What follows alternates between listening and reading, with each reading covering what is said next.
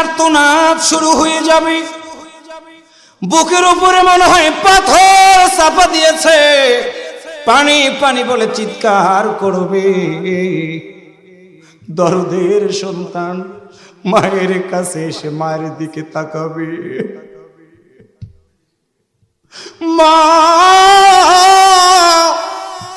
সন্তানটাকে একটা নজর দেখে হাত বাড়াবে, হাত আর উঠবে না। সন্তানের দিকে তাকায়া মা দুইটা চোখের পানি দুই পাশ দিয়ে গড়ায় গড়ায় ফেলে দিবে। সন্তান বলবে, আম্মু বলো তোমার কি কষ্ট হয়? মা বলবে, আব্বু রে, আজরাইলকে দেখে আমার কলিজাটা তো শুকাইয়া গেছে রে। সমুদ্রের পানি যদি আমার গলায় দাও, আমার গলাটা আজকে ভিজবে না, ভিজবে না, ভিজবে না। স্বামী পাশে দাঁড়া হবে, স্ত্রী স্বামীর দিকে তাকাইয়া বলবে, স্বামী আমার দাম্পত্য জীবন কতদিন চালাইছি, ভুল করে থাকলে তুমি আমার মাফ করে দাও, মাফ করে দাও। মুখটা নড়বে কিন্তু কথার আওয়াজ বের হবে না। বাম দিকে তাকাবে, গর্ভধারিণী সন্তান মায়ের দিকে তাকাবে, পানির গ্লাস নিয়ে চামচ দিয়ে পানিগুলো মুখের ভিতরে দিবে রে। পানিগুলো আর গলার ভিতরে ডুববে না, ডুববে না,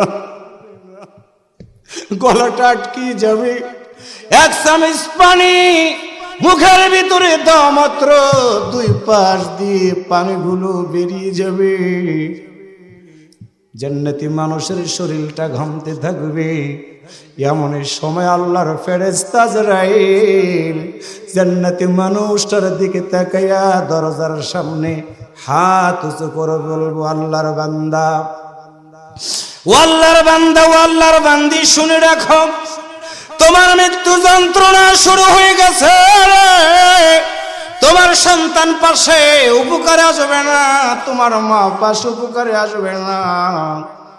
কিন্তু তুমি যতদিন বেঁচে ছিলাম, তোমার এই জীবন থাকতে বলেছিলে, ইন্নাল্লাযীনা ক্বালু রাব্বুনাল্লাহ, তুমি তো বলেছিলে নিশ্চয় আমার রব হলো আল্লাহ।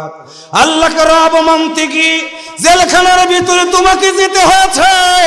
জেলখানার ভিতরে গিয়ে হাজার পরের পাল তোমার মাথার উপরে দিয়ে দিয়েছে, তোমার হাতে হাত করে লাগাইয়া পেলাজ দিয়ে দিয়ে তোমার সারাগুলো উঠাইছে। আল্লাহর বান্দা, তোমার মতো বান্দাটার সাথে জালিমেরা কত দুর্ব্যবহার করেছে। আজকে তুমি চিন্তা করো না, আজকে তোমার মার দরকার নাই।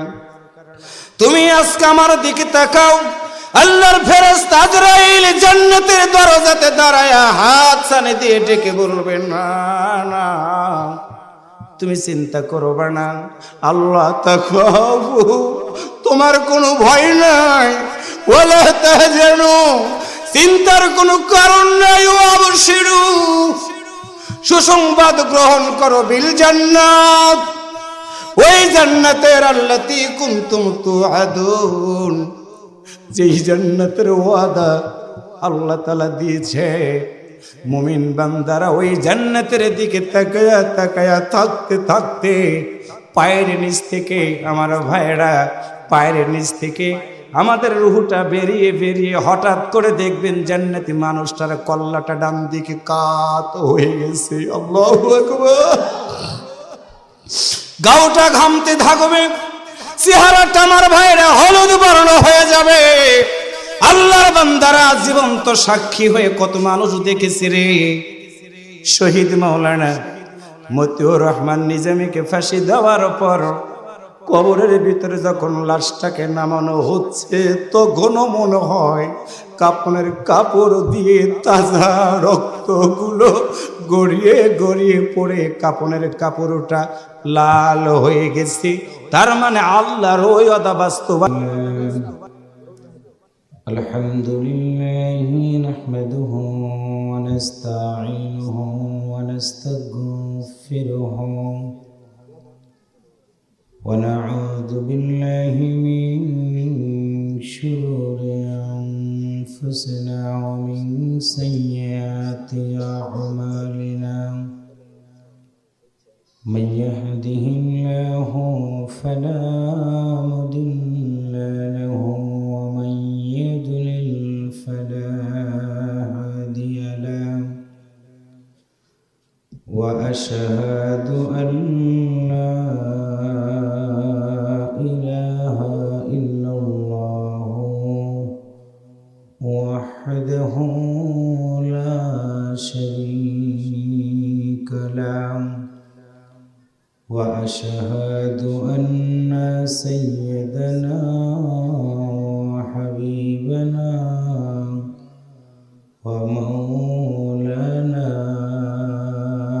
محمدا عبده ورسوله صلى الله عليه وسلم الذي أرسله بالحق بشيرا ونذيرا وداعيا إلى الله بإذنه وسراجا منيرا أما بعد فقد قال الله تعالى في كلامه المجيد وفرقانه الحميد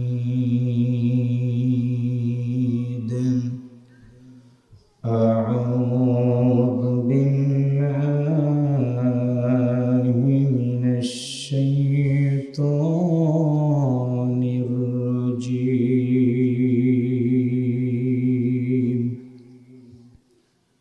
بسم الله الرحمن الرحيم ألف لام را كتاب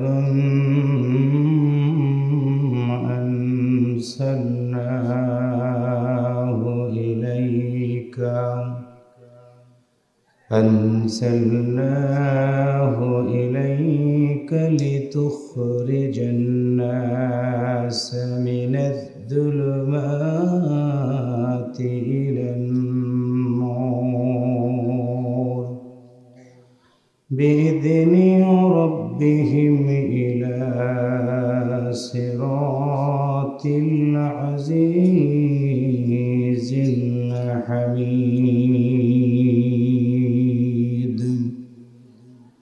صدق الله المولانا العظيم وصدق نبي الكريم ونحن على ذلك من الشاهدين والشاكرين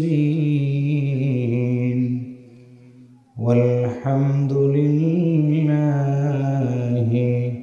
رب العالمين.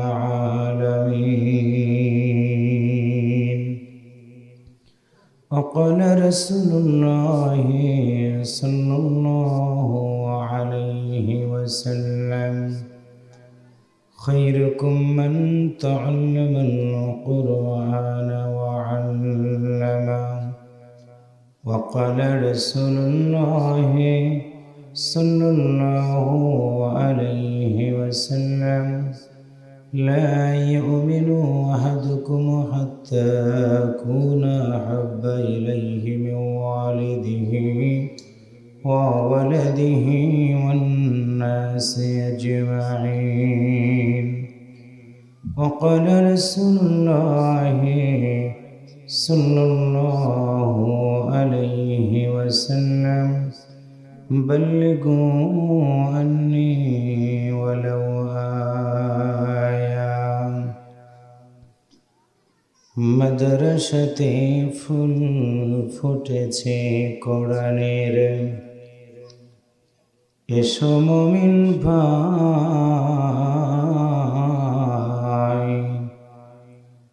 আল্লাহর কোরআন শুনে মানো যদি জান্নাতের মেহমান হওয়া যায়। বিশ্ব বিবেক ঘুমিয়ে আছে, মুসলিম নিধন হয়, ইহুদি খ্রিস্টানেরা মিছিল করে বলে এটা নাকি তাদের বিজয়। ফিলিস্তিনে মুসলিম মারে, লেবানন মায়, আর কতকাল থাকবা ঘুমায়া, জাগার কি সময় হয় নাই। যাও গো ফিদা ফিদ ভুলে মুসলিম জাতি, সাথে তুলে নাও আল কোরআন, বাসবে যতদিন এই পৃথিবীতে, বাড়বে তোমার সম্মান। আওয়াজ করে একটু কালেমা পড়েন, লা ইলাহা ইল্লাল্লাহ।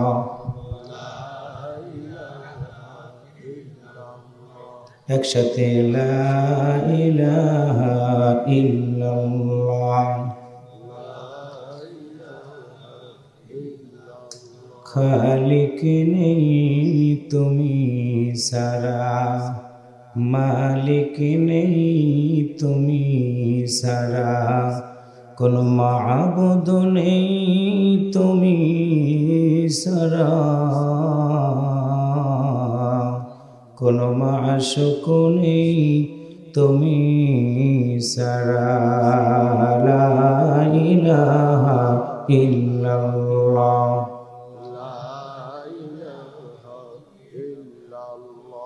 লা ইলাহা ইল্লাল্লাহ মুহাম্মাদুর রাসূলুল্লাহ সাল্লাল্লাহু আলাইহি ওয়াসাল্লাম। সিরাজগঞ্জ জেলাধীন রায়গঞ্জ উপজেলার অন্তর্গত ঐতিহ্যবাহী এলাকা তেলিজানা আলিম মাদ্রাসার নুরানি শাখার উন্নয়ন কল্পে দ্বিতীয় বার্ষিকী ওয়াজ মাহফিলের সম্মানিত শ্রদ্ধাভাজন সভাপতি, বিশিষ্ট শিক্ষানুরাগী হাজারো ছাত্রের ওস্তাদ এস.এম. মুমতাজ হোসেন মাস্টার, সাবেক প্রভাষক তেলিজানা আলিম মাদ্রাসা, বারাকাল্লাহু ফি হায়াতি। আমরা একটু অন্তর থেকে আওয়াজ করে বলি আমিন, আর একবার বলি আমিন। আজকের মাহফিলের সম্মানিত প্রধান অতিথি জনাব ভিপি আইনুল হক, সাবেক চেয়ারম্যান রায়গঞ্জ উপজেলা পরিষদ। প্রধান মেহমান জনাব মোহাম্মদ তেবিম আব্দুস সাত্তার, সাবেক চেয়ারম্যান রায়গঞ্জ উপজেলা পরিষদ। বিশেষ মেহমান আবু বকর সিদ্দিক ফিরোজ, বিশিষ্ট ব্যবসায়ী ও সমাজসেবক রায়গঞ্জ তারা সালঙ্গা। আজকের এই মাহফিল ইন্তিজামা কমিটির সকল সদস্য ভাইরা, এই মাদ্রাসার সম্মানিত শ্রদ্ধাভাজন প্রিন্সিপাল, আমার অত্যন্ত প্রিয় ভাই, হাজারো ছাত্রের ওস্তাদ প্রখ্যাত আলেমে দ্বীন জনাব মাওলানা আব্দুল হাই আল হাদি। আজকের এই মাহফিলে বিশেষ মেহমান হিসেবে গুরুত্বপূর্ণ কথা শুনে আমাদেরকে ধন্য করেছেন যিনি বাংলাদেশের বিভিন্ন জেলাতে গিয়ে আল্লাহর কোরআনের দাওয়াত পেশ করে থাকেন। আমি যাকে বাবার মতো শ্রদ্ধা করে থাকি, বিশিষ্ট ইসলামী চিন্তাবিদ, বিশিষ্ট শিক্ষানুরাগী হযরত মাওলানা রুহুল আমিন জিহাদি সাহেব, কথা শুনিয়েছেন মুফতি আসলামুজ্জামান ফরিদি সহ অন্যান্য হযরত উলামা ইকরামগণ, এই মাদ্রাসার সম্মানিত শিক্ষক মণ্ডলী, ম্যানেজিং কমিটির সকল সদস্য ভাইয়েরা, শ্রদ্ধাভাজন মুরব্বিয়ান ইকরাম, প্রাণপ্রিয় যুবক ভাইয়েরা, ইসলামী আন্দোলনের বিভিন্ন পর্যায়ের দায়িত্বশীল ভাইয়েরা, সম্মানিতা শ্রদ্ধেয়া পর্দার আড়ালে মা এবং বোনেরা, আল্লাহর নবীর ঘর মাদ্রাসাকে কেন্দ্র করে আজকের এই ওয়াজ মাহফিলের শুরুতেই জানাচ্ছি আপনাদেরকে আন্তরিক অভিনন্দন, মোবারকবাদ, শুকরিয়া আদায় করছি মহান আল্লাহর দরবারে, যিনি আমাদেরকে আজকে পর্যন্ত ভালো রেখেছেন, সুস্থ রেখেছেন, দোকানে বাড়িতে গাড়িতে না রেখে আল্লাহর এই জামিনে কোরআন কেন্দ্রিক সমাজ ব্যবস্থা কায়েম করার নিমিত্তে সুন্দর একটি পরিবেশে যিনি বসার সুযোগ দান করে দিয়েছেন, সেই মহান আল্লাহর দরবারে শুকরিয়া আদায় করার জন্য অন্তর থেকে আওয়াজ করে বলি আলহামদুলিল্লাহ। একটু মহাব্বতে বলি আলহামদুলিল্লাহ। রব্বানা লাকাল হামদ হামদান কাসীরান তাইয়িবান মুবারাকান ফীহি। দরুদ ও সালাম পেশ করছি প্রিয় নবীর প্রতি, যিনি আমাদের নবী এবং নেতা। একদিকে ছিলেন মসজিদের ইমাম, অন্যদিকে ছিলেন যুদ্ধের সেনাপতি। ঘুমন্ত মানুষগুলোকে করেছেন জাগ্রত, পথহারা মানুষগুলোকে দিয়েছেন আলোর দিশা। আজকের এই মাহফিল থেকে সে রাসূলের প্রতি জানাই সংক্ষিপ্ত দরুদ ও সালাম। সবাই অন্তর থেকে বলি সাল্লাল্লাহু আলাইহি ওয়াসাল্লাম। প্রিয় দিনী ভাই সব কেমন আছেন আপনারা? আর শুনে মনে হচ্ছে আপনারা খুব ক্ষুধার্ত। তাবারক তো মনে হয় নাই, তাবারক আছে? যাক, তাহলে একটু বাঁচা গেল যে কিছু কথা যদি বলেন তাহলে একটু যদি কষ্টও হয় যাওয়ার সময়, অন্তত এক প্যাকেট তাবারক পেলে মনের ভিতরে সান্ত্বনা হবে যে যাক, ওয়াজ যাই হোক কিছু তো পেয়েছি নগদ। আমি আবারও সুযোগ দিচ্ছি, দেখি এবার একটু আপনারা পারেন কিনা। কেমন আছেন আপনারা? আলহামদুলিল্লাহ। আল্লাহ তাআলা আমাকেও ভালো রেখেছে বিধায় আপনাদের মতো সম্মানিত ভাইদের সামনে আল্লাহ তার এই ছোট্ট অযোগ্য গোলামটাকে হাজির করে দিয়েছেন। আলহামদুলিল্লাহ। শুরুতে ধন্যবাদ জানাচ্ছি এই মাদ্রাসার ইন্তেজামিয়া কমিটির সকল সদস্য ভাইদেরকে, প্রিন্সিপাল সহ সকল শিক্ষক মণ্ডলীদেরকে, এবং আমার সামনে একজাক মানুষ যারা বসে আছেন দোকান বাদ দিয়ে, ঘুমানো বাদ দিয়ে, আপনাদের সবাইকে আন্তরিক ধন্যবাদ জানিয়ে আল্লাহর কোরআন সূরা ইব্রাহিম থেকে আমি একটা আয়াত তেলাওয়াত করেছি। আপনারা তেলিজানার মানুষ, রায়গঞ্জ উপজেলাতে বসবাস করেন। আপনাদের এলাকাতে কি সূরা ইব্রাহিম আছে? যারা চুপ করে আছেন তারা মনে হয় জিন্দিগিতে কোরআনের সাথে সম্পর্ক রাখেন না। আওয়াজ করে বলুন তো, আপনাদের এলাকার কোরআনে কি সূরা ইব্রাহিম আছে? বিশ্বনবী সাল্লাল্লাহু আলাইহি ওয়াসাল্লামের মাক্কি জিন্দিগিতে সূরাটি নাজিল হয়। মোট আয়াত সংখ্যা 52, রুকু সংখ্যা 7। সেখানকার আমি 1 নাম্বার আয়াতটাই তেলাওয়াত করেছি, কারণ আমার মনের বিশ্বাস এই মাদ্রাসাটা 1 নাম্বার, প্রিন্সিপাল 1 নাম্বার, শিক্ষকেরা 1 নাম্বার, বক্তারা কয় নাম্বার আমি জানি না, তবে শ্রোতারা 1 নাম্বার। যার জন্য আমাদের আজকের বিষয় থাকবে 1 নাম্বার আয়াতের আলোচনা শুনে 1 নাম্বার ভূমিকা ময়দানে রেখে আল্লাহর 1 নাম্বার জান্নাতুল ফেরদাউসে যেতে চাই। রাজি আছি তো আমরা ইনশাআল্লাহ? প্রিন্সিপাল সাহেব কি আসছে না গেছে? কই প্রিন্সিপাল কই? প্রিন্সিপাল সাহেবকে এখানে আসতে বলেন আর কি। প্রিন্সিপালের নাম দেখতে পাচ্ছি না, আছে নাকি? পোস্টারে নাম নাই? পোস্টারে নাম আছে? আমি বলেছি আমার মতো করে, কিন্তু পোস্টারে আছে কিনা আমার চোখে পড়ে নাই, চশমা দিছি তো। মাইকলা ভাই, আমি আসলে বিশেষ করে আমার 2 পাশ থেকে একটু মানে যদি মাইকগুলো দেওয়া হয় আমার জন্য একটু সুবিধা হয়। কারণটা হচ্ছে প্রতিদিন 2টা-3টা করে প্রোগ্রামে কথা বলতে হয়, তো এই জন্য সাউন্ডগুলো আমি যদি না বুঝি আমি কি বলতেছি এটা আমার জন্য কষ্টকর। এই জন্য যেহেতু যেভাবে সেট হয়েছে আলহামদুলিল্লাহ, নেক্সট টাইম আপনি যখন মাহফিলে মাইক দিবেন অন্তত দুই পাশ থেকে অথবা পিছন থেকে একটু অ্যাঙ্গেল করে যেন বক্তা কানে শুনতে পায়। মুরব্বী ওয়াজ করেছে, ওনার কষ্ট হয়েছে, আমারও কষ্ট হচ্ছে। কারণ একটা বক্তা কি কথা বলে তিনি যদি না বোঝেন ওয়াজ মানুষের সামনে করতে পারবে না। কারণ একটা মাহফিল যদি মাসে একদিন হতো তাইলে সমস্যা ছিল না, জান থাকার যাক ওয়াজ করতে পারতাম। কিন্তু আমার অক্টোবর থেকে প্রোগ্রাম শুরু হয়ে গেছে, রোজার মাসেরও পরে এপ্রিল মাসের শেষ পর্যন্ত প্রোগ্রাম নেওয়া, যার কারণেই একটু হিসাব নিকাশ করে আমাকে কথা বলতে হয়। প্রিয় দিনে ভাই সাহেব, যেহেতু এটা হচ্ছে একটি মাদ্রাসা, আমি অত্যন্ত ভালো লেগেছে একটা আলিম মাদ্রাসায় নুরানি শাখা আলাদা করার কারণে এই মাদ্রাসা থেকে অন্তত আল্লাহর সেই কথাটা ওয়ারাতিলিল কুরআনা তারতিলা, মাদ্রাসা শিক্ষা ব্যবস্থাকে ধ্বংস করার জন্য জালিমেরা দীর্ঘদিন পরিকল্পনা করেছে। মাদ্রাসাতে জঙ্গি তৈরি হয়, মাদ্রাসাতে জঙ্গি তৈরি করার নাটক বানিয়ে অনেক মাদ্রাসার প্রিন্সিপালকে জেলখানার ভিতরে যেতে হয়েছে। হাফিজিয়া কওমিয়া আলিয়া মাদ্রাসাগুলোকে তারা একদম বাঁকা নজরে দেখার কারণে দিনের পরে দিন ইসলামী শিক্ষা থেকে এই জাতিগুলোকে দূরে রাখার কারণে আমার এই দেশ থেকে সন্ত্রাস, জঙ্গিবাদ, মাদক, ইফটিজিং, দুর্নীতি, রাহাজানি, চুরি একটা দিনের জন্য বন্ধ হয় নাই। কারণ যেই জাতি মাদ্রাসা শিক্ষাটাকে ঘৃণার সাথে দেখবে ওই জাতি আর যাই হোক চুরি করা শিখবে, কিন্তু ভালো মানুষ হতে পারবে না। আওয়াজ করে বলেন কথা ঠিক কিনা? একটি কথা আমি সব জায়গাতে বলি, বাংলাদেশে অনেক স্কুল সরকারিকরণ করা আছে, অনেক কলেজ সরকারিকরণ করা আছে, অনেক প্রাইমারি স্কুল সরকারিকরণ আছে। কিন্তু আমি চ্যালেঞ্জ করে আমি তথ্য নিয়ে এসেছি, বাংলাদেশে 4 থেকে 5টা মাদ্রাসা ব্যতীত সরকারি কোনো শিক্ষা প্রতিষ্ঠান আমার এই সোনার বাংলাদেশে নেই। তাহলে স্কুল প্রাইমারি যদি সরকারি হতে পারে, ফোরকানিয়া আমার মাদ্রাসা কেন সরকারি হবে না?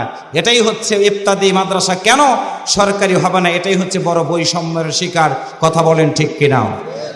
2 নাম্বার, হাই স্কুল যদি সরকারি হতে পারে, দাখিল মাদ্রাসা কেন সরকারি হতে পারে না? কিন্তু একটু চোখ দিয়ে দেখেন, কান দিয়ে শোনেন, এসএসসি এবং দাখিলের রেজাল্ট যখন হয়, পার্সেন্টেজের তুলনায় এসএসসি পাশের রেজাল্টের হারের চেয়ে অবশ্যই দাখিল মাদ্রাসা রেজাল্টের পার্সেন্টেজ হার অবশ্যই 5% হলেও বেশি হয়। হাদি ভাই কথা ঠিক আছে? কিন্তু এই জাতি মূল্যায়ন করা শিখলো না। আলিম মাদ্রাসা এবং এইচএসসি যেই কলেজগুলো আছে, ডিগ্রি পর্যন্ত এবং ফাজিল যেই মাদ্রাসাগুলো, আপনি তথ্য নেন না কেন, নোট নেন। আমার বক্তব্যগুলো সারা দেশে, দেশের বাইরে রেকর্ড হয়, মিডিয়াতে চলে যায়। কই একটা মাদ্রাসা তো সুন্দর করে সরকারি করার জন্য দেশ স্বাধীন হওয়ার পর থেকে কোনো সরকারি তো ব্যস্ত হয়ে গেল না। 2 নম্বর হলো, বাংলাদেশের একজন সরকারি এমপি, মন্ত্রী, চাকরিজীবীরা বিদেশের মাটিতে গিয়ে এককভাবে সুনাম অর্জন করে আনতে পারেনি। বাংলাদেশের কোনো খেলোয়াড় যদি খেলায় বিদেশের মাটিতে প্রথম স্থান অধিকার করে, বাংলাদেশে নামার পরে এমপিরা, মন্ত্রীরা প্রধানমন্ত্রীর তহবিল থেকে টাকা নিয়ে তাদেরকে উষ্ণ খোলা গাড়িতে সংবর্ধনা দেওয়া হয়, খেলোয়াড়দেরকে, গায়িকাদেরকে, নায়িকাদেরকে। কিন্তু বাংলাদেশের একজন হাফেজে কোরআন 100টা দেশ, 150টা দেশ, 50টা দেশের মধ্যে কোরআন তেলাওয়াত করে আমার দেশের হাফেজ তাকরিম, হাফেজ নাজমুস সাকিব, হাফিজ মোস্তাফিজ, এরকম নুরানিয়া মাদ্রাসা থেকে হাফেজ তৈরি হওয়ার পরে ওরা বিদেশের মাটিতে কোরআন তেলাওয়াত করে প্রথম স্থান অধিকার করে আসার পরে যেই মাদ্রাসার ছাত্র, ওই মাদ্রাসার হুজুর আর সাথে 2-4টা মাদ্রাসার ওস্তাদ বাদ দিয়ে রাষ্ট্রীয়ভাবে প্রোটোকল দিয়ে আলেমদেরকে সম্মানিত করা হয় না। কথা বলেন ঠিক কিনা?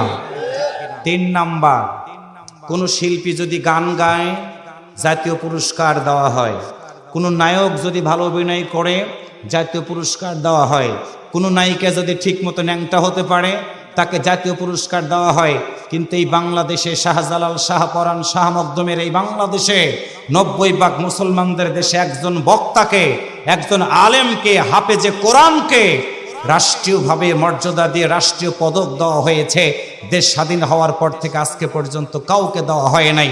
অথচ তারা আবার মুখ দিয়ে ফেনা তোলে, তারা নাকি নবীর সেই মদিনার সনদ দিয়ে দেশ চালায়। এসছে প্রতারকার, এসছে ভণ্ডামি, আল্লাহর দুনিয়া তার একটাও নাই। কথা বলেন ঠিক কিনা? আমরা চাই কি? আমরা চাই এদেশের একটি বৈষম্য দূরীকরণ হোক। হাই স্কুল যদি সরকারি হয়, এখানকারও দাখিল মাদ্রাসা সরকারি হবে। প্রাইমারি স্কুল যদি সরকারি হয়, ইবতেদায়ী মাদ্রাসাও সরকারি হবে। নায়করা যদি পুরস্কার পায়, গায়করা যদি পুরস্কার পায়, আমার দেশের আলেমদেরকেও রাষ্ট্রীয়ভাবে পুরস্কার দিতে হবে। এটা হচ্ছে আলেমদের এখন প্রাণের দাবি। কথা বলেন ঠিক কিনা? আমরা দেখেছি মঞ্চে ওঠার পরে সুন্দর স্লিপ ধরায় দিত গাজারু মার্কা সভাপতিরা এসে, ভাই পরিবেশ ভালো না, ওয়াজ যাই করেন হিসাব নিকাশ করে করেন। পিছনে দুই মামু, ডান পাশে দুই সারারা বসে আমাদের ওয়াজের দিকে তাকাইতো। আল্লাহর কসম করে বলি, আমাদের অনেক বক্তার সামনে থেকে এই মাইক্রোফোনটা কেড়ে নিয়ে বক্তার আলোচনাটাকে বন্ধ করে দেওয়া হয়েছে। মনে রাখবেন, পরিষ্কার ভাষায়, একজন আলেমের সামনে থেকে মাইক্রোফোন কেড়ে নিয়ে আল্লাহর কোরআনের আয়াত বন্ধ করে দেয় তারা, যারা পিতৃ পরিচয়হীন, যারা সন্তান। মুসলমানদের দেশে এটা হতে পারে না, এটা আমরা হতে দেব না। কথা বলেন ঠিক কিনা? এখানে নুরানি মাদ্রাসা খুলেছেন, কার বুদ্ধিতে খুলেছেন আমি জানি না, তবে যে বুদ্ধি দিছে তার জন্য মন থেকে দোয়া করি। অনেক কওমির বন্ধুরা আমাদেরকে বলে আলিয়া মানেই হলো খালিয়া।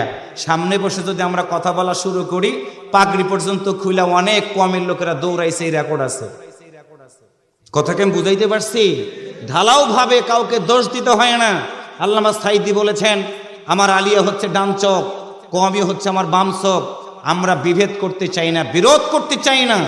আলিয়া কওমি আমরা ভুলে গিয়ে আমাদের টার্গেট একটা, আল্লাহর এই জমিনে দিন কায়েম করে সকল স্তরে কোরআনের এই বিধানটা যদি আমরা কায়েম করতে পারি, নামাজের ওয়াজ রাকিবুলকে করা লাগবে না, রোজার ওয়াজ রুহুল আমিন জিহাদি করা লাগবে না। আল্লাহর এই জমিনে যদি নামাজ ফরজ, রোজা ফরজ, হজ ফরজ, জাকাত ফরজ, এই সকল ফরজগুলো কায়েম করা সহজ হবে, তখন বাংলাদেশের পার্লামেন্টে আকিমুদ্দিন এই ফরজটা কায়েম হবে, যখন অটোমেটিকলি গোটা দেশের সকল ফরজ বাস্তবায়ন করা সহজ হয়ে যাবে। কিন্তু এইটা চায় না যারা, এইটা চায় না তারা, যারা 100টা মেয়ের সাথে ধর্ষণ করে, সেঞ্চুরি করে, মিষ্টি বিতরণ করে যারা, তারাই এই আল্লাহর জমিনে এই কোরআনের শাসন চায় না। তারা একটু অন্তর থেকে বলেন কথা ঠিক কিনা? আমার এই দেশে দেখেছি 2 বছরের শিশু বাচ্চারা ধর্ষিতা হয়েছে, 80 বছরের বৃদ্ধারা ধর্ষণের শিকার হয়েছে। কিন্তু আল্লাহর নবী কি বলেছেন? যেদিন রাষ্ট্রপ্রধান হলেন, হওয়ার পরে তিনি বলেছিলেন, সানা থেকে হাজরা মাউত পর্যন্ত রাতের অন্ধকারে সুন্দরী তরুণী রমণীরা ঘুরে বেড়াবে, একজন মানুষও কেউ ডিস্টার্ব করতে পারবে না। কারণ হলো আল্লাহর নবী ক্ষমতা পেয়েছিলেন যখন কোরআনের এই শাসন দিয়ে একটি অশান্ত সমাজকে শান্তির নীড় বানিয়েছিলেন। তার মানে আল্লাহ রসুল রাষ্ট্রপতি হওয়ার পরে যদি একটা সমাজে শান্তি দিতে পারে, তাহলে আজকে আলেমদেরকেও রাষ্ট্রপতি, আলেমদেরকেও পার্লামেন্ট মেম্বার, আলেমদেরকেও এমপি, মন্ত্রী, চেয়ারম্যান যদি না হয়, তাহলে এই দেশ থেকে সন্ত্রাস, জঙ্গিবাদ বন্ধ করা যাবে না, যাবে না। কথা বলেন ঠিক কিনা? প্রিয় দিনী ভাই সব, আজকে যখন কোরআনের মাহফিলে বক্তব্য রাখছি, ঠিক ফিলিস্তিনের মুসলমানদেরকে উপর থেকে বম্বিং করে পৃথিবী থেকে বিদায় করে দিচ্ছে। গতকালকেও দেখলাম মসজিদ থেকে নামাজ পড়ে মুসল্লিরা বেরিয়ে যাচ্ছে, গাজাতে ইসরায়েলের হানাদার বাহিনীরা বম্বিং করে মসজিদটাকে ধুলোয় মিশে দিয়েছে। লেবাননে আজকে দেখলাম একটি মাদ্রাসার উপরে বম্বিং করে ছোট্ট ছোট্ট হাফেজে কোরআনদেরকে নির্মমভাবে তারা শহীদ করে দিয়েছে। মায়ের কোলের ভিতর থেকে সন্তানটাকে কেড়ে নিয়ে মায়ের সামনে বন্দুক তাক করে গুলি করে সন্তানের কল্লাটাকা উড়িয়ে দিচ্ছে যখন, এমনই সময় আজকের এই ময়দানে বসে আপনাদের কাছে বিনয়ের সাহিত্যে একটি আহ্বান রাখতে চাই। জীবন চলার পথ পরিক্রমায় ঘড়ির কাঁটাটা বন্ধ হয়ে গেলে, ব্যাটারি পরিবর্তন করলে আবার ঘড়ির কাঁটাটা আবার চলতে পারে, কিন্তু মনে রাখবেন আপনার এই জীবন নামক ঘড়ির কাঁটাটা যেদিন বন্ধ হয়ে যাবে, আল্লাহর কোরআনের সূরা তহার 55 নম্বর আয়াত তেলাওয়াত করে সব দলের নেতা কর্মীদেরকে কবরের ভিতরে রেখে দিয়ে আসার সময় একটা কথা বলা হয়, মিনহা খলাকনাকুম ওয়া ফিহা নুঈদুকুম ওয়া মিনহা নুখরিজুকুম তারাতান উখরা। বলে সব দলের নেতা কর্মী, মুসলমান নর এবং নারীদেরকে যদি মাটির কবরের ভিতরে রেখে দিয়ে আসা হয়, তাহলে আজকের এই মাহফিল থেকে সকল দলের মুসলমানদেরকে বিনয়ের সাথে আহ্বান রাখতে চাই, ওই কোরআনটা বিশ্বনবী পাওয়ার কারণে কোরআনের দাওয়াত দেওয়ার কারণে বিশ্বনবীকে 3টা বছর জেলখানায় থাকতে হয়েছে। ওই কোরআনের দাওয়াত দেওয়ার কারণে বিশ্বনবীর জীবন থেকে রক্তগুলো ঝরাইতে হয়েছে। ওই কোরআনের দাওয়াত দেওয়ার কারণে বিশ্বনবীর গলাতে গামছা লাগানোর পরেও আল্লাহর নবী যদি কোরআনের দাওয়াত দেওয়া কোনোদিন বন্ধ করে না দেয়, আজকের এই শাহজালাল শাহপরান শাহ বাংলাদেশে বসে আল্লাহর এই কোরআনের দাওয়াত আমরা দেব। আল্লাহর আইন সত্যকের শাসন কায়েম করার জন্য আমরা চেষ্টা করব। এত যদি আমাদের উপর অত্যাচার করে নির্যাতন করে, এমনকি আমাদেরকে যদি ফাঁসের মঞ্চেও যেতে হয়, মুসলমানেরা মরতে শিখেছে, প্রয়োজনে আবারও জীবন দিবে, কিন্তু আল্লাহ ছাড়া কারো কাছে মাথা নত করবে না, করবে না, করবে না। কারা কারা আল্লাহর কোরআন মানতে রাজি আছেন? দুহাত তুলে আমার আল্লাহকে দেখায় দেন।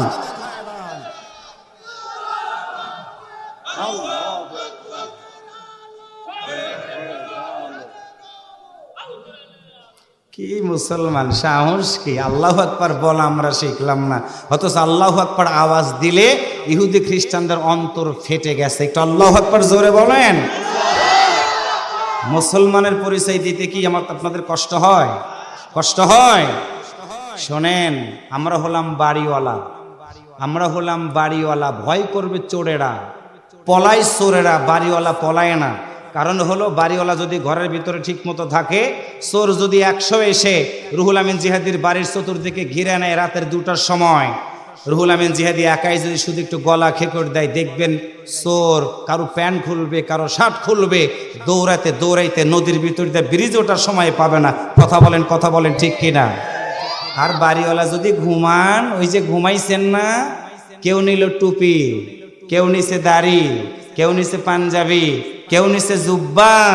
আজকে সকালবেলা দেখলাম ঢাকাতে আবার কেউ যেন আবার সুন্দর করে একত্রিত হচ্ছে, প্রতিটা মানুষকে 1 লক্ষ করে টাকা দেওয়ার প্রলোভন দিয়ে ঢাকাতে এসে আবার জমায়েত করে আবার ষড়যন্ত্র করা শুরু করে দিয়েছে। যত ঘুমাবেন, শার্ট গেছে, পাঞ্জাবি গেছে, জুব্বা গেছে, এখন পরনের লুঙ্গি ধরে যদি টান দেয় কিচ্ছু থাকবে না। সুতরাং পরনের লুঙ্গি ধরে টান দেওয়ার আগেই আমাদের জাগ্রত হওয়া দরকার, আছে না নাই? একসাথে বলেন, আছে না নাই? মুসলমানরা ঘুমাইলে চলবে না। কতদিন আর ঘুমাবেন? কতদিন ঘুমাবেন? যতদিন ঘুমাবেন দুঃখ ততদিন নেমে আসবে। জাগ্রত থাকবেন, আপনার কিচ্ছু করতে পারবে না। কারণ মুসলমানরা একজনকেই ভয় করে, তিনি শেখ হাসিনা। তিনি কে? একসাথে বলেন, তিনি কে?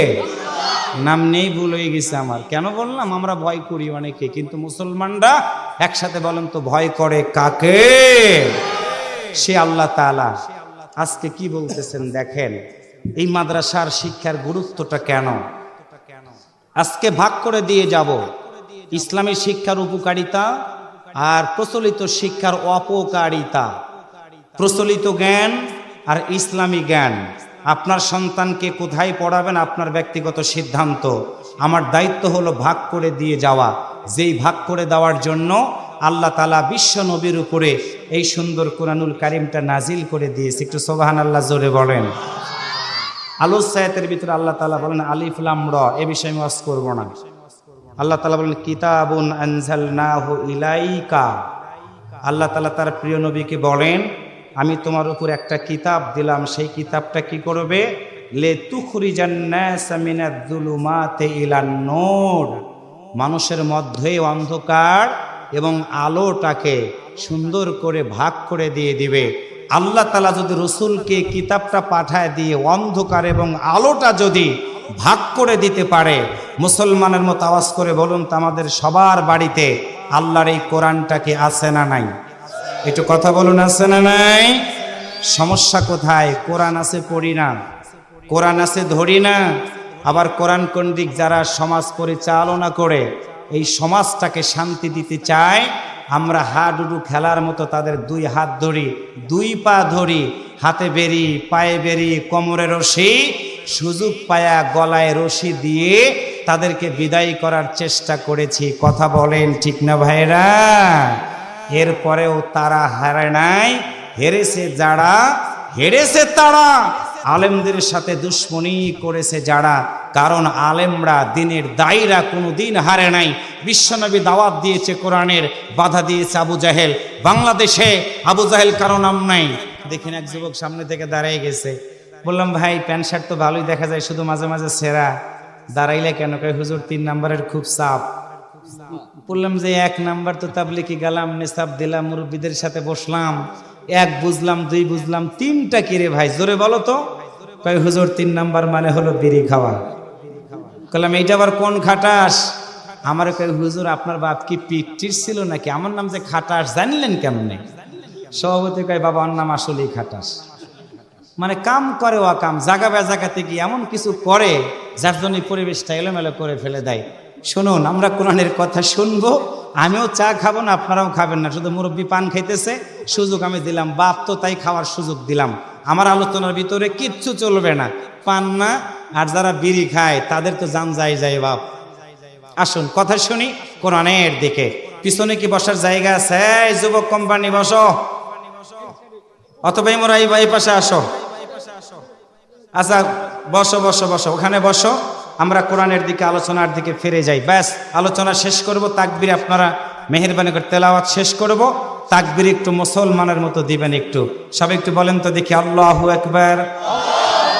একসাথে বলেন মাশাআল্লাহ, একসাথে বলেন সুবহানাল্লাহ। পড়ুন সবাই আমার সাথে।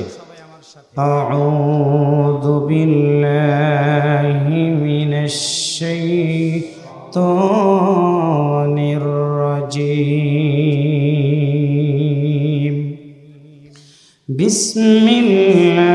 বিসমিল্লাহির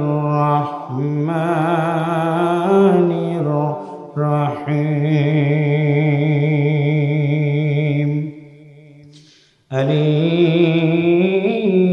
আলিফ লাম রা। কিতাবুন আনজালনাহু ইলাইকা লিতুখরিজান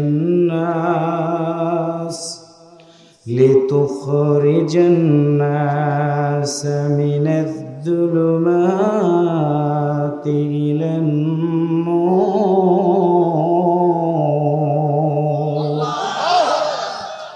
সম্মানিত রায়গঞ্জবাসী, বিশ্বনবী সাল্লাল্লাহু আলাইহি ওয়াসাল্লামের মক্কি জিন্দেগিতে সূরাটি নাজিল হয়।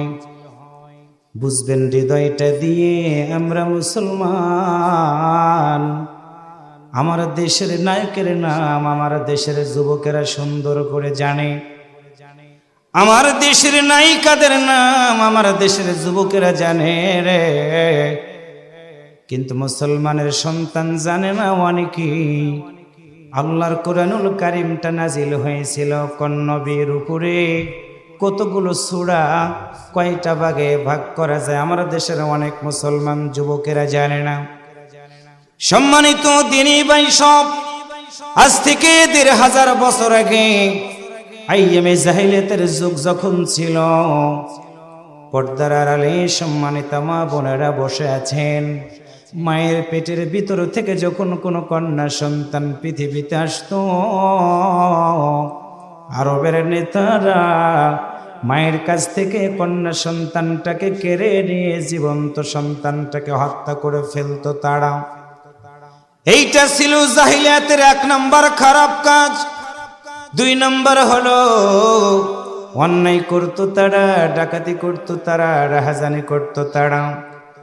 অন্যায়টাকে অন্যায় মনে করতো না। আমার আল্লাহ সুবহানাহু ওয়া তাআলা ওই সমাজটাকে পরিবর্তন করার সিদ্ধান্ত নিয়ে ১৫০০ বছর আগে ৫৭০ খ্রিস্টাব্দে আমিনার গর্ভের মাধ্যম দিয়ে গোটা পৃথিবীর মহামানব রাহমাতাল লিল আলামিনকে ১৫০০ বছর আগে আমার আল্লাহ তাআলা পৃথিবীর বুকে পাঠিয়ে দিয়ে দিলেন। আওয়াজ করে বলুন একটু মারহাবা। আল্লাহর নবী পৃথিবীতে আগমন করলেন। শিশুকাল থেকে আমার প্রিয় ভাইরা কৈশোর কাল শুরু হয়ে গেল। বুঝতে শিখলেন যখন, অন্যায়ের প্রতিবাদ করেছেন তখন। বয়স হয়ে গেল 25 বছর। খাদিজা রাদিয়াল্লাহু তাআলা আনহার সাথে তিনি বিবাহ বন্ধনে আবদ্ধ হয়ে গেলেন। খাদিজা নবীর বিয়ে করেছিল। অন্যতম একটা গুণ ছিল আল্লাহর নবীর সততার কাছে খাদিজা রাদিয়াল্লাহু তাআলা আনহা হেরে গিয়েছিলেন। খাদিজা রাদিয়াল্লাহু তাআলা আনহার নবীর সাথে বিবাহ হওয়ার আগে আরো 2টা তার বিবাহ হয়েছিল। আল্লাহর নবী বিবাহ বন্ধনে আবদ্ধ হয়ে গেলেন। সামাজিক সংগঠন প্রিয় দিনী ভাইরা তৈরি করে মানুষগুলোকে হাতছানি দিয়ে ডেকেছেন, ফিরে এসো ভালো কাজের দিকে, ফিরে এসো সত্যের দিকে। নবী আমার 100% সফলতা পেলেন না। বয়স হয়ে গেল 40 বছর। হাজী সাহেবরা ভালো করে বলতে পারবেন, হেরা পর্বতের গুহায় গিয়া আল্লাহর নবী ধ্যানমগ্ন অবস্থায় একা একা মালিকের সাথে কথা বলে 2টা চোখের পানি দিয়ে বুকটা ভাসায় দিতেন। আল্লাহর নবীর বয়স হয়ে গেল 40 বছর। আমার আল্লাহ জিবরাইল আমিনকে বললেন, জিবরাইল আমিন যাও, যারে সৃষ্টি আমি করেছি সবার আগে পৃথিবীর বুকে পাঠাই দিলাম সবার পরে। উনি আসার আগে কত নবী পাঠাইছি আমি, কাউকে তাওরাত, কাউকে জবর, কাউকে ইনজিল দিয়েছি। জিবরাইল আমিন যাও যাও, আমার বন্ধুর কাছে ঘুমন্ত মানুষগুলোকে জাগ্রত করার জন্য, অসৎ মানুষগুলোকে সৎ বানানোর জন্য আমি আল্লাহর পক্ষ থেকে একটা গ্রন্থ নাজিল করে দিলাম। জিবরাইল আমিন তুমি গিয়ে যাও, আমার নবীর সামনে গিয়ে তেলাওয়াত করা শুরু করে দাও। কোরআনুল কারীমের সূরা আলাকের প্রথম 5টা আয়াত নিয়ে জিবরাইল আমিন নবীর সামনে হাজির হয়ে গেল। একটু মারহাবা জোরে বলেন।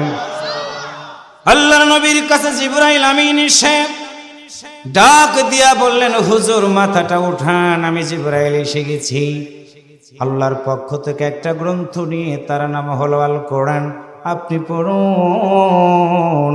ইকরা বিসমি রাব্বিকাল্লাযী খালাক, পড়ুন ওই প্রভুর নামে যে প্রভু আপনাকে সৃষ্টি করেছে। তেলি জানার ভাইয়েরা বুঝবেন ভালো করে, আলিম মাদ্রাসা যেহেতু অনেক প্রভাষকরা এখানে আছেন, প্রিন্সিপাল আছেন, ভাইস প্রিন্সিপাল আছেন, গোটা কোরআনুল কারীম এখানে ছেড়ে দিয়ে গেলাম আল্লাহর নবীর উপরে। আমার প্রিয় ভাইয়েরা, প্রথমে নামাজের আয়াত নাজিল হয় নাই, রোজার আয়াত নাজিল হয় নাই, নাজিল হয় নাই। আমার প্রিয় ভাইরা, জিহাদের আয়াত আল্লাহর নবীর উপরে নাজিল হয় নাই, হয় নাই। প্রথম আয়াত নাজিল হয়ে গেল পড়ার ব্যাপারে, ইকরা বিসমি রাব্বিকাল্লাযী খালাক, পড়ো তোমার প্রভুর নামে যে প্রভু তোমাকে সৃষ্টি করেছেন। তাফসীর ইবনে কাসির হৃদয় দিয়ে যখন আমি এখানে আসার আগেও রুমের ভিতরে পড়লাম, হিসাবের খাতা মিলিয়ে দেখলাম পড়ার আয়াত আল্লাহ তাআলা কেন নাজিল করে দিলেন। কারণ হলো মানুষ যত পড়বে জ্ঞানের পরিধি তার তত বৃদ্ধি পাবে। সেই জ্ঞানটা হলো 2 প্রকার, একটা হলো ভালো জ্ঞান আর একটা হলো খারাপ জ্ঞান। এবার একটা সত্য কথা বলেন আপনারা, তেলিজানার এই মাদ্রাসার শিক্ষকেরা, কমিটির লোকেরা মিলে কোরআনের মাহফিলের আয়োজন করেছে, একটু জবান খুলে বলুন তো, এই জ্ঞানটা দিয়ে, যেই জ্ঞানটা দিয়ে কোরআনের মাহফিলের আয়োজন করেছে, এই জ্ঞানটা কি ভালো জ্ঞান না খারাপ জ্ঞান? আর একবার বলুন। আমার প্রিয় ভাই, অনেক শিক্ষা প্রতিষ্ঠান আছে, এইটা আলিম মাদ্রাসা, অনেক ডিগ্রি কলেজের ভাইরাও অনেক অনুষ্ঠান করে, ডিজে পার্টি করে, তারাও কিন্তু শিক্ষিত মানুষ। মাস্টার ডিগ্রি কমপ্লিট করে আমরাও মানুষ, তারাও মাস্টার ডিগ্রি কমপ্লিট করে প্রিন্সিপালও হয়েছে। আমার আব্দুল হাদি ভাই কামিল পাস করে মাস্টার ডিগ্রি কমপ্লিট করে প্রিন্সিপালও হয়েছে। আবার ফুলজোর কলেজের প্রিন্সিপালও তিনিও মাস্টার ডিগ্রি কমপ্লিট করা মানুষ। তারা ছাত্ররা বাজায় ডিজে গানের অনুষ্ঠান। আমার ভাইরা বাংলাদেশে হিন্দি গান বাজায় নাচে এবং নাচায়, সারও নাচে, ছাত্রও নাচে, সারও বিড়ি খায়, ছাত্রও গলাগলি দূরে হাঁটে, আছে না নাই? তার মানে জ্ঞানের গুরুত্বটা কেন এত বেশি? জ্ঞান দিয়ে আমাকে বুঝতে হবে কোনটা ভালো কোনটা খারাপ কাজ। এই মাহফিলটার আয়োজন করলো ভালো কাজ। কেন তারা মাহফিল করলেন? কোরআনুল কারীম সূরা হামিম সাজদা আয়াত নাম্বার হলো 33। আমার আল্লাহ তাআলা বলেন, ওয়ামান আহসানু কাওলাম মিম্মান দাআ ইলাল্লাহি ওয়া আমিলা সালিহান ওয়া ক্বালা ইন্নানি মিনাল মুসলিমিন।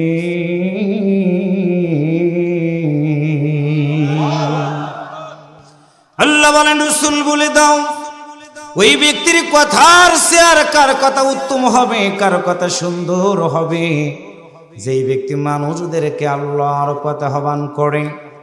রুহুল আমিন জিহাদি হুজুর আমারে ফোন দিয়ে মাহফিলটার ডেট নিল। আমার ভাই আব্দুল হাদি আমারে পোস্টার দেখালো মোবাইল ফোন থেকে, আপনাদের জন্য পোস্টার ছেড়ে দেওয়া হলো, মাইকিং করা হলো। তার মানে হলো এই কমিটির লোকেরা একটা কথা বলেছেন, দলে দলে যোগদান করে ওয়াসিম সোহাবের আপনারা ভাগী হন। তার মানে ওনারা জেনেছেন, বুঝেছেন কোরআনের মাহফিল হচ্ছে 100% ভালো কাজ। এইখানে কোরআনের দাওয়াত দেওয়া হবে। কোরআনের পক্ষে দাওয়াত আমি রাকিবুল আজকে দেই না, রুহুল আমিন জিহাদি আজকে দেয় না, উলসলঙ্গা থানার দায়ী আব্দুল হাদি ভাই আজকে দেয় না। এই কোরআনের পক্ষে আল্লাহর দিকে দাওয়াত আজ থেকে 1500 বছর আগে বিশ্বনবী দিয়েছেন, তারই দাওয়াত তিনি নাই, আমরা আজকে দায়িত্ব পালন করি। আল উলামা ওয়ারাসাতুল আম্বিয়া আতিউল্লাহ আতিউর রাসূল উলিল আমরি মিনকুম।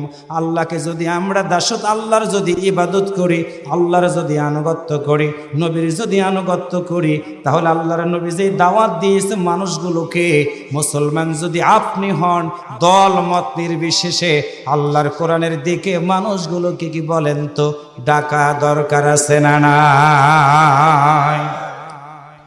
সম্মানিত প্রিয় ভাইরা, ওনারা ডাক দিলেন, দায়িত্ব পালন করলেন। এখন আমরা যারা আসলাম, আপনারাও যারা এখানে বসে আছেন, আপনাদের ক্লাবটা কি? আল্লাহ বলেন ওয়া আমিলা সালিহান। ডাকে সারা দিয়ে যারা এইখানে বসলো, কোরআন সাক্ষ্য দিচ্ছে নিঃসন্দেহে তারা একটা ভালো কাজ করলো। 3 নাম্বার কথা আল্লাহ বলেন, তুমি ডেকেই ক্ষান্ত হবা না, তুমি মাহফিলে বসেই ক্ষান্ত হবা না, তোমাকে একটা সিদ্ধান্ত দিতে হবে। ওয়াকালা, তোমাকে বলতে হবে ইন্নানি মিনাল মুসলিমিন, আমি হিন্দু না, বৌদ্ধ না, খ্রিস্টান না, আমি কোনো দলের নেতা না, করবি না। আমার আসল পরিচয় হলো আমি একজন মুসলমান। আমার সামনে সবাই মনে হয় হিন্দু বসে আছেন, আপনারা কি এখনো বসে আছেন নীরব হয়ে? আওয়াজ করে বলুন তো, আমার সামনে যারা বসে আছেন আপনারা কি? এবার জানার বিষয়, মুসলমান কাকে বলা হয়। আমার বাংলাদেশের একটা সিস্টেম আছে, যার যত বড় দাড়ি মনে করে সে তত বড় মুসলমান। আমি বৎসরে 3টা মাস ইন্ডিয়াতে ওয়াজ করি রে ভাই। প্রথম যখন আমি ইন্ডিয়াতে গেলাম, তখন ভারতের প্রধানমন্ত্রী ছিলেন মনমোহন সিং। তার মাথাতেও পাগড়ি ছিল, দাড়িও ছিল। আমাকে রিসিভ করলো এয়ারপোর্টের লোকেরা, তারা হলো শিখ। তাদের মুখে অনেক বড় বারে দাড়ি, অনেক বড় চুল, জিন্দেগিতে কুচকেছি মনে হয় লাগায় নাই। তার মানে ওই দাড়ি, ওই টুপি, ওই পাগড়ি মুসলমান না, বরং ভারতের প্রধানমন্ত্রী নরেন্দ্র মোদীর দাড়ির কারণে।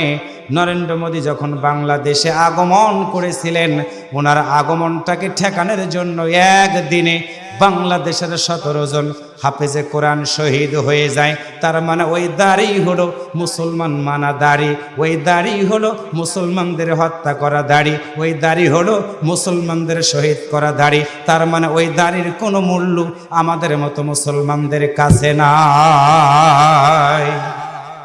তাহলে কি মূল্য আছে আল্লাহর কাছে, সেটা বলেন আল্লাহ। মুসলমানের সঙ্গে আল্লাহ নিজেই দিচ্ছেন। ও আল্লাহর বান্দারা, মুসলমান কেমনে থাকবা তুমি শুনে নাও।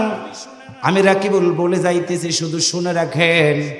আমার আল্লাহ ডাক দে বলেন, ইয়া আইয়ুহাল্লাযীনা আমানুত্তাকুল্লাহা হাক্কা তুকাতিহি ওয়া লা তামুতুন্না ইল্লা ওয়া আনতুম মুসলিমুন।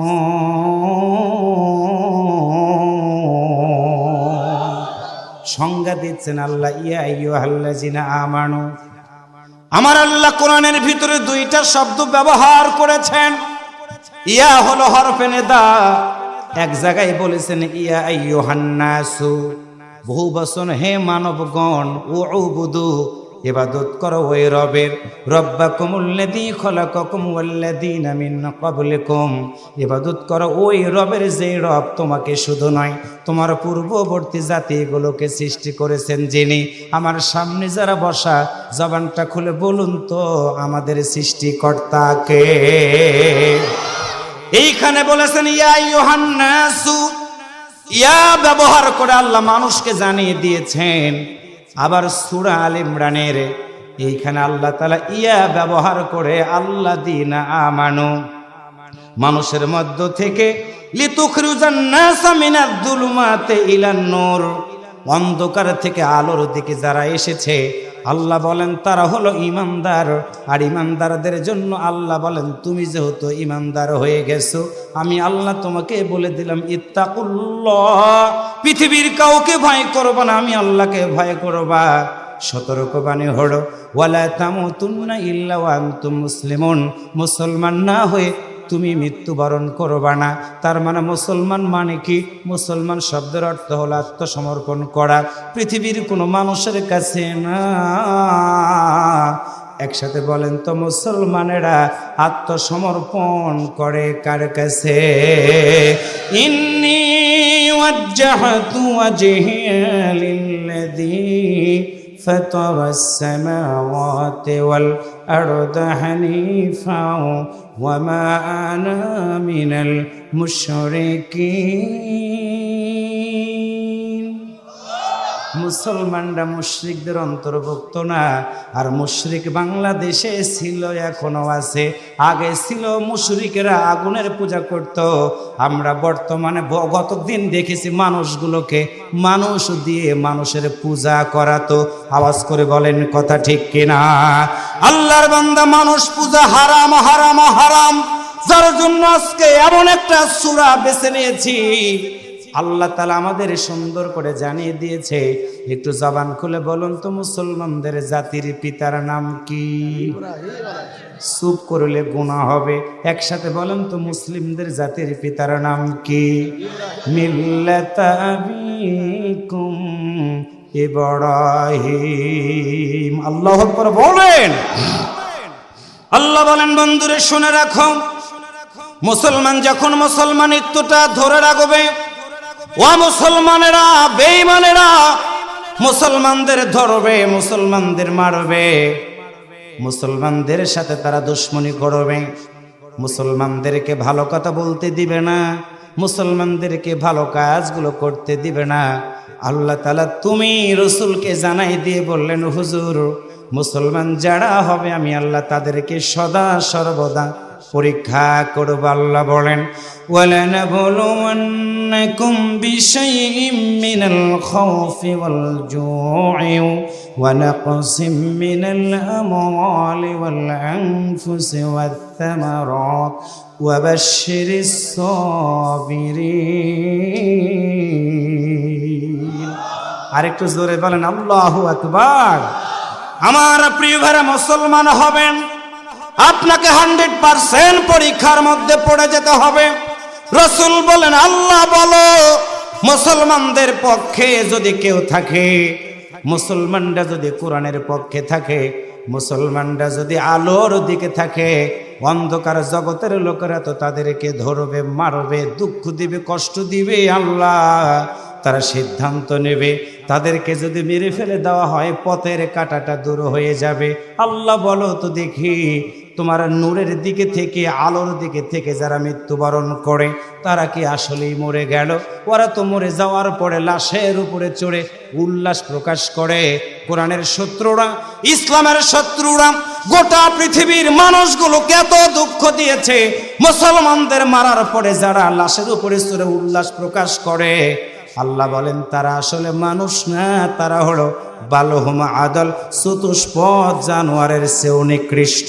একসাথে বলুন তো, আমাদের মানুষ হওয়ার জন্য আর একবার বলেন তো, মুসলমানিত্বটা ধরে রাখা দরকার আছে না নাই? আল্লাহ বলেন, বন্ধুরে শুনে নাও, যারা আলোর দিকে থাকবে আমি আল্লাহ বললাম তাদেরকে যদি মেরে ফেলে দেয়, শোনো, তাদেরকে মারার জন্য ষড়যন্ত্র করবে, ভয় দেখাবে, নির্যাতন করবে। তবে মনে রেখো, সবাই তাদের কাছে বিক্রি হয়ে গেলে আমার একমাত্র খালেজ বান্দারা, ইমানদাররা কখনো তাদের কাছে বিক্রি হবে না। আল্লাহ বলেন, আল্লাহু ওয়ালিয়ুল্লাযীনা আমানু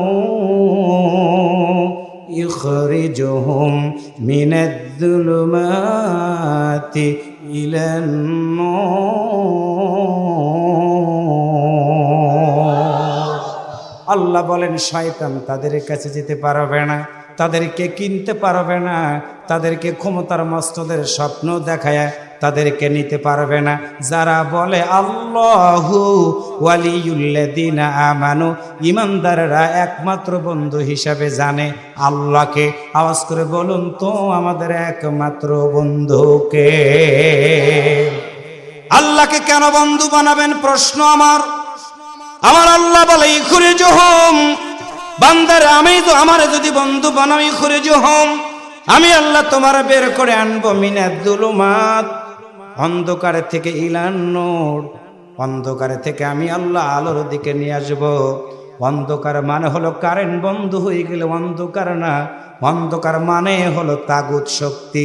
তাগুত শক্তি হলো কোরআন বিরোধী, আল্লাহ বিরোধী, মসজিদ বিরোধী, মাদ্রাসা বিরোধী।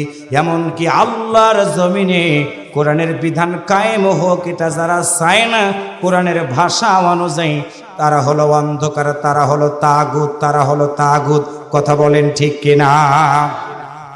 আল্লাহর বান্দার আল্লাহ বলেন ইলান-নূর, আলো হলো তারা, হুয়াজতাবাকুম, আমি আল্লাহ যাদেরকে বাছাই করে নিয়েছি আলোর দিকে তারাই তো আসে যারা এইটা বিশ্বাস করে, ইন্নাদ-দীনা ইনদাল্লাহিল ইসলাম, ইসলাম যদি একমাত্র আল্লাহর নিকটে মনোনীত ধর্ম হয়, তাহলে যতদিন বাঁচব ইসলাম ছাড়া অন্য কিছু আমরা মানব না। এবার একটু আওয়াজ করে বলুন তো, যতদিন বাঁচব ইসলাম আমাদের মানা দরকার আছে না নাই? এখানেই সমস্যা। ইসলাম যখনই মানবেন, ইসলাম মানে শান্তি। আমার আল্লাহ ইসলামটাকে কেমন করে মানবেন সেটাও বলে দিলেন। ইয়া আইয়ুহাল্লাযীনা আমানু দুখুলু ফিস-সিলমি কাফা ওয়া লা তাত্তাবিউ খুতুওয়াতিশ-শাইতান ইন্নাহু লাকুম আদুউম মুবিন। আল্লাহু আকবার। আওয়াজ কমে গেছে গো, আরেকটু জোরে বলুন তো দেখি, আল্লাহু আকবার। বিয়ে করেন নাই কারা কারা? একটু হাত তোলেন তো যারা বিয়ে করেন নাই। এই যারা যুবক বিয়ে করো নাই, যারা বিয়ে করো নাই তারা একটু হাত তোলো তো দেখি, যারা বিয়ে করো নাই। চাচা হাত তুল, চাবারবান বিয়ে করবো। আচ্ছা ঠিক আছে, যুবক শোনো, যুবক যারা বিয়ে করো নাই তোমরা একটু শুধু বলবা আল্লাহু আকবার। আই রে, জীবনে কত ছেকাই খাইছি রে, খাইলাম। যারা বিয়ে করো নাই, এত যদি মাজার ডোরও খুলে যায়, যাক, তাও ফার্স্ট হওয়াই লাগবে। দেখি পারো কিনা। যুবকরা শেষবারের মতো বলো একটু আল্লাহু আকবার। এবার হয়েছে না অনেকটা? এবার দেখি আমরা যারা বিয়ে করেছি, বয়স হয়ে গেছে না, দাঁত পড়ে গেছে, চুল পেকে গেছে। সেদিন এক জায়গায় ভাত খেতে দিছে, হাদি ভাই ভাত খেতে দিছে, তো এক মুরব্বীর দাঁত একটাও নাই। আমার পাশে বসে এক লোক শুধুমাত্র সিনার হাড্ডি খাইতেছে, ওনার নাই দাঁত, উনি খাই সিনার হাড্ডি। আওয়াজ হচ্ছে কসকস। আমার কই হুজুর আমার যে কেমন লাগতাছে। কইলাম ঘটনাটা কি? কই বাবা, আমার যখন দাঁত ছিল সুপারি গাছে লাফায়া উঠে এক গাছ থেকে আর এক গাছে উঠে কাঁচা সুপারি দাঁত দিয়ে ছিলে গাছেই খায়া শেষ করছি। কইলাম ওই জন্যই তো আজকে অন্যের কটকট করার শব্দ দেখে জান যায় ভাব। যুবক, তোমরা ফিরে এসো কোরআনের দিকে। এই জীবনটা কতদিন বাঁচবে তোমার? কার পিছে ছোট? মনে রাখবা, যেই বন্ধু আজকে তোমাকে বিড়ি দিয়ে মেলার ভিতর দিয়ে ঘুরাইতেছে, ওইটা তোমার বন্ধু না। আজকে তোমাকে দিবে বিড়ি, কালকে দিবে গাঁজা, তারপর দিন তোমাকে মদের ব্যবসা করানোর জন্য তোমার বন্ধু তোমাকে নিয়ে যাবে। টাকা যতদিন থাকবে তোমার বন্ধু ততদিন থাকবে। মনে রাখবা, অর্থ আছে বন্ধু আছে, অর্থ নাই বন্ধু নাই।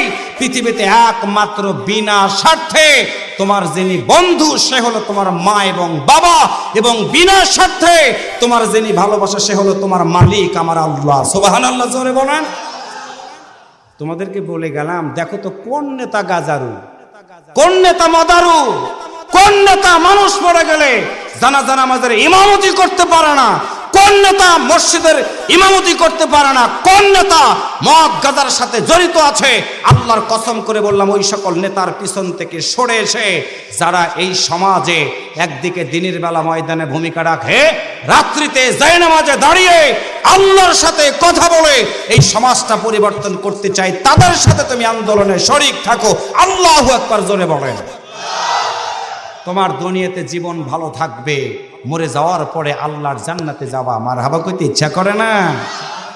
এবার দেখি আমরা যারা বিয়ে করেছি, আমাদের তো বয়স হয়ে গেছে, দেখি আমাদের আওয়াজের অবস্থাটা কি।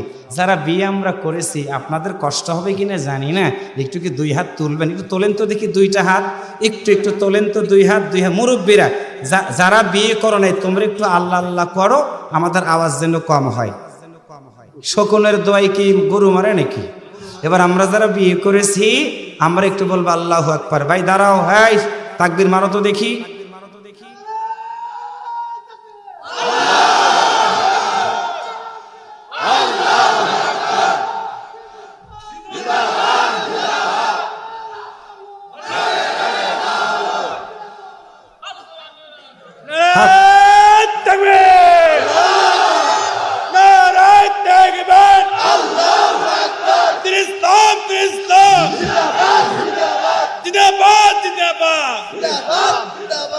মাশাআল্লাহ, একটু মারহাবা জোরে বলেন। আজকের আওয়াজ শুনে মনে হচ্ছে সব চাচাকে একটা করে বিয়ে করাই দিতে পারলে আমার ভালো লাগতো। চাচি বলবে, আহারে কনকার হুজুর আনছে রে, 40টা বছর একসাথে থাকলাম আর আজকে আবার আর একজনের কথা বলতেছে। ওই জন্য বলি নাই, বলেছি আমার বাবার বয়স হয়ে গেছে, দাঁত পড়ে গেছে, কিন্তু ইমানি শক্তি দুর্বল হয় নাই। আল্লাহু আকবার একটু জোরে বলেন। এটা হলো পুরান চাল ভাতে বাড়ে। কথা বুঝতে পেরেছেন? যুবকরা ময়দানে নামছে, মুরব্বীরা দোয়া করছে, চোরেরা দেশ ছাড়া পালাইছে। কথা বলেন ঠিক না ভাইরা? যুবক যদি মনে করে যে খালি আমরা গেছি আর হইছে, না হয় নাই। দিন কায়েমের জন্য 3টা জিনিসের দরকার। তথ্য নাও, 1 নম্বর শহীদের রক্ত। এই জমিনে আমার আল্লাহ তাআলার বান্দাদেরকে রক্ত ঝরাইতে হয়েছে শহীদ হওয়ার কারণে। তাদের প্রতিটা রক্তের বিনিময়ে আমার আল্লাহ এই জমিনে উর্বরতা শক্তি দান করে দিয়েছেন। আল্লাহু আকবার জোরে বলেন। নাম্বার 1, যুবকদের রক্তের বিনিময়ে আমরা রক্ত পিচ্ছিল পথের মাধ্যম দিয়ে একটি সুন্দর স্বপ্ন পেয়েছি। এই স্বপ্নটাকে চিরন্তনভাবে স্বপ্ন না, বাস্তবের মতো বেঁচে রাখা দরকার আছে না নাই? 2 নাম্বার, ধনীর অর্থ। ধনীরা অর্থ দিয়ে, সম্পদ দিয়ে সহযোগিতার হাত তারা বাড়িয়ে দিয়েছেন। 3 নাম্বার হলো মুরব্বীদের দোয়া। সন্তান জিহাদের ময়দানে গেছে, মুরব্বীরা ঘরে বসে জায়নামাজে দাঁড়িয়ে চোখের পানি ছেড়ে দিয়ে বলেছে, আল্লাহ আমার কলিজার টুকরা সন্তান ময়দানে গেছে, আল্লাহ তোমার কাছে ছেড়ে দিলাম, বিসমিল্লাহি তাওয়াক্কালতু আলাল্লাহ। এই কথা বলে যখন বের করে দিয়েছে, ফি আমানিল্লাহ বলে ঘরে বসে চোখের পানি ছেড়ে দিয়ে মায়েরা বাবারা কেঁদেছে। আমার আল্লাহ বলেছেন, ফেরেশতারা তোমরা বইসা থাকবা কেন? তোমরাও যাও, হুঙ্কার একটা দাও। এমন হুঙ্কার দিয়েছে এদেশের মানুষ কেন, গোটা পৃথিবীর মানুষ জানে, লক্ষণ সেন ব্যতীত আর কেউ পালায় নাই। একজনই পালিয়েছেন, যিনি বাংলাদেশের জীবন্তন কোরআনের দুশমন। প্রিয় ভাইয়েরা, তার মানে কি ইতিহাস সাক্ষী, আল্লাহর কোরআনের বিরোধিতা যেই করেছে থাকে নাই। আবু জেহেল ছিল বদরের যুদ্ধে, কত কথা মনে হয়ে